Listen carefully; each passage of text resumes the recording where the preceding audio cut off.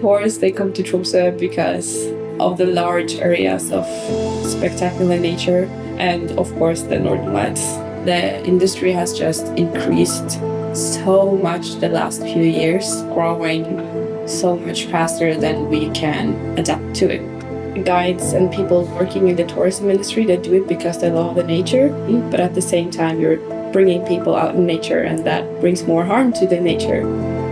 I interviewed many of the tourists that has been involved in restoring.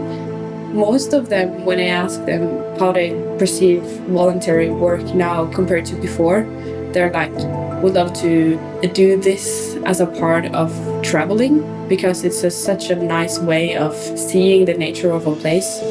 Yeah, teaching about the impact that tourism can have on nature, it will hopefully result in people being more aware of it and taking more aware choices about how they travel.